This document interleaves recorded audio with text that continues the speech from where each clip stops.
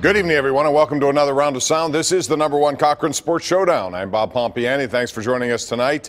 We have a lot to get into, including the Penguins, who rolled through Western Canada, winning all 4 games. And now the only team in the NHL with 1 regulation loss. What's the biggest takeaway from that trip? We'll talk about it. Also, the Pitt Panthers, can they win out and win an ACC Coastal Division? But the #1 topic tonight on the #1 Cochran Sports Showdown will be the Steelers victorious again today.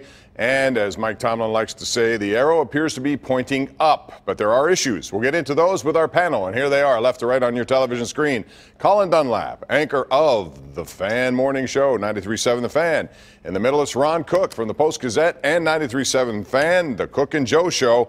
And Jeff Hathhorn, sports director of 93.7 The Fan. So, guys, we'll get right into this one. Are you buying what the Steeler defense is doing specifically on its curve up in terms of where they started and where they are right now? Or was this just the same old Cleveland Browns inept offense?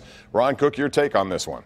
Well, I mean, I was more impressed with what they did against Cincinnati 2 weeks ago, although you hated to see them give up a go-ahead drive late. But it's a better offense they were playing. Baker Mayfield looked like a young quarterback today. I know he's a #1 overall pick, but he looked overmatched to me today.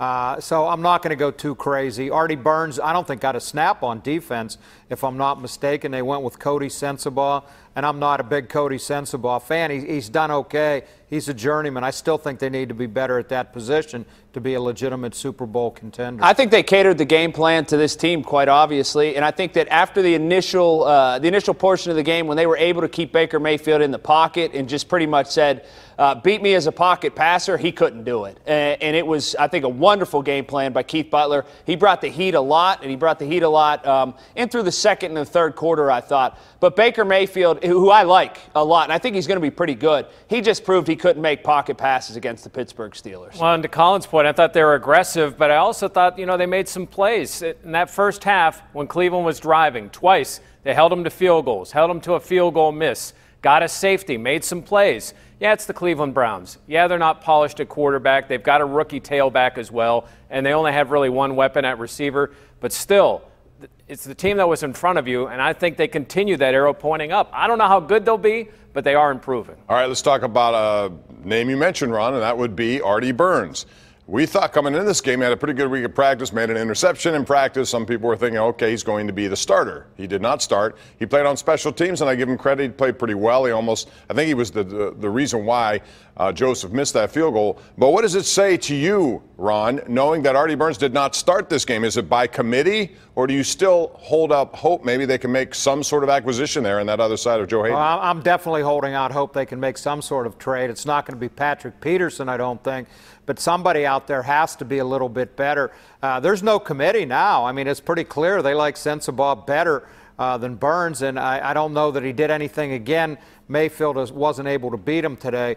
I would assume he'll be the guy in Baltimore on Sunday night unless they find somebody else. But it looks like they've about given up on Artie Burns, and injuries happen. In fact, even Sensabaugh hurt his foot today, and they put in Cam Sutton at corner instead of Artie Burns. So that tells me there is no committee anymore. Well, here's what you needed to know, and Bob sort of alluded to it a little bit. When Artie Burns tweeted out during this week that he had an interception in practice, well, he told reporters that he had an interception in practice. That's like being like 11 years old and hitting one over the fence in practice and being like, hey, Mom, Dad, I hit a home run. It went over the fence in practice.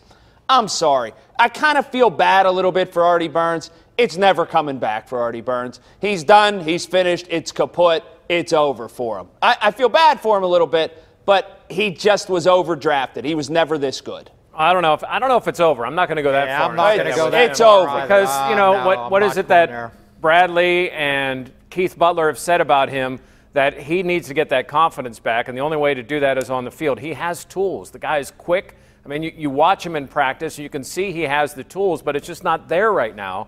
And until and I don't know how you get it there without game time, and my goodness, you don't want to put him in a game right now. Well, then how's he get interceptions in practice then, I guess, Jeff?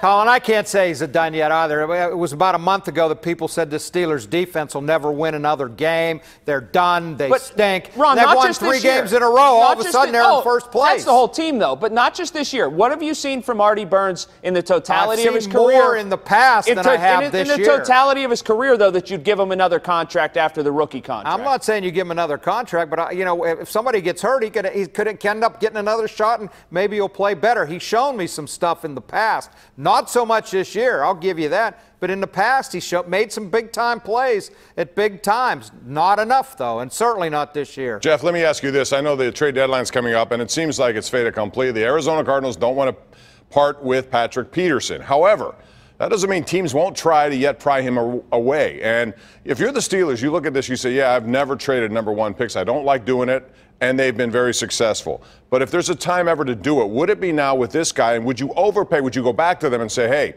why don't you consider this, this, and this? You may not have. Can we lure them back in? Yeah, unless you're the Pirates with Aramis Ramirez, when you announce that, hey, we're going to give this guy to you, just give us something. I mean, the Cardinals, I don't think that the Cardinals won't trade Peterson. They said that they want to keep him. They said because they want to increase their bargaining power. I would absolutely go back to them and just say, hey, are you sure? Here's what we'll offer you, and see if they'll take it. Should they? I would absolutely do that. I think the Steelers might be one piece away from being a legitimate Super Bowl team, and that's that cornerback position. One piece away, the way Ben and the offense, Connor's playing. I still think Le'Veon Bell's going to come in at some point to help him. The tight end is as good as Heath was at the end of his career. I think they're one guy away. I'd make a big-time move for Peterson. Ron, I don't know you're you're dead going right. to get him, but I'd make a move for him. You're dead right about that. They are one piece away, and it is that corner. And I think that another variable in this is that quarterback's end of the road is coming. I mean, we don't know how much longer Ben Roethlisberger is going to be the quarterback here in Pittsburgh.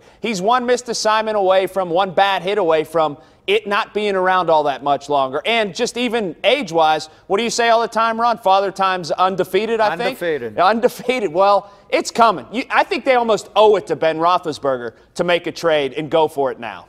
Yeah, and you wonder if they don't, will someone do that? Because New England's certainly not unlike them to go out and try to make a big deal when they think they can win something as well. I think if there ever was a time, also given the fact that Peterson has 2 years remaining on a contract, you know what you have, not just now, but next year and the year after. I think it's worth definitely reconsidering that if you're the Steelers. We'll see what they do. That trade deadline is Tuesday at 4 p.m. But we have more Steelers stuff on the way. First, I got to tell you about a lot of big games, of course, coming up this week, but there's only one big event, and it's going on right now at number 1 Cochran Toyota. Get big-time offers on all of your favorite Toyota models, like $3,000 cash back on 2018 RAV4s. And how about $1,000 back on 2018 Camrys? The big event also brings you really small lease payments. Now, at the all-new number 1 Cochran Toyota, Route 30 North Huntington, or visit CochranToyota.com. We'll be right back. Number 1 Cochran Sports Showdown is brought to you by Number 1 Cochran, Go One Better, and by Highmark Blue Cross Blue Shield. Have a greater hand in your health.